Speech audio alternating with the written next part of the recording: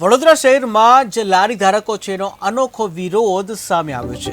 જ્યાં વડોદરા શહેરમાં આવેલા ગેંડા સર્કલ પાસેના 9 લારી ધારકોને ઘણા વખતોથી દબાણ શાખા દ્વારા હેરાનગતિ કરવામાં આવી હતી, ત્યારે આજરોજ પરમાર કમલેશ સામાજિક કાર્યકરની આગેવાની હેઠળ તમામ લારીઓ પર નરેન્દ્ર મોદી સાહેબના જે બેનરો લગાવી શ્રીફળ વધેરીને ફૂલહાર ચડાવીને ધંધા રોજગાર પુનઃ શરૂ કરવામાં આવતા હતા, કે જ્યાં વડોદરા શહેર કોર્પોરેશનના નિયમો પ્રમાણે કોઈ પણ સર્કલ અથવા 4 રસ્તા પાસે લારી ગલ્લા પાથરણાવાળાને ન ઊભું રહેવા, ત્યારે આજ રોજ ગેંડા સર્કલના 9 લારી ધારકોને ઘણા વખતોથી દબાણ શાખા દ્વારા હેરાનગતિ કરવામાં આવી રહી હતી। ત્યારે આ લારી ધારકો 20 વર્ષથી લારીઓ લગાવીને પોતાનો વ્યવસાય કરી રહ્યા હતા।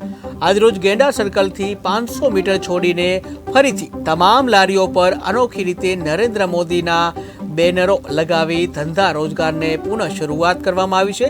જ્યાં સામાજિક કાર્યકર દ્વારા વધુમાં વધુ જણાવવામાં આવ્યું હતું કે નરેન્દ્ર મોદી એક બાજુ ગેરંટી આપે છે, સ્વનિધિ યોજના હેઠળ લોન આપે છે, ત્યારે વડોદરા શહેરના કેટલાક અધિકારીઓ મનમરજી પ્રમાણે હેરાનગતિ કરે છે। જો વડોદરા શહેરમાં અધિકારીઓને વધુ ચિંતા હોય તો સ્ટ્રીટ વેન્ડર પોલિસી અથવા તો લાયસન્સની સુવિધા ઉપલબ્ધ કરે। જો આ લારી ધારકોને હેરાનગતિ કરવામાં આવશે તો સામાજિક કાર્યકર લારી ધારકો સાથે તેઓના પરિવારજનો સાથે આમરણાંત ઉપવાસની પણ ચીમકી આપવામાં આવી છે।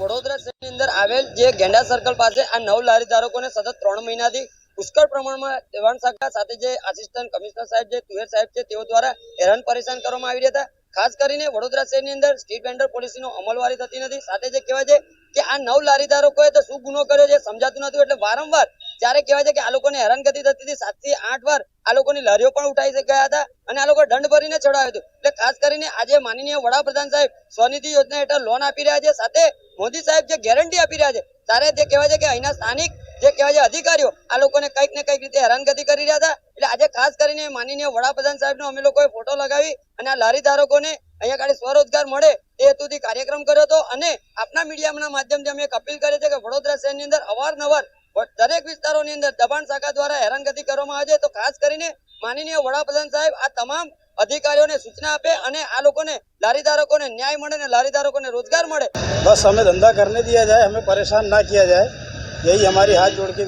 ऐसे तो 8 महीने से परेशान कर रहे हैं, लेकिन 3 महीने से ज़्यादा परेशान कर रहे हैं। 1 महीना 6 दिन हो गया हमारा धंधा बंद।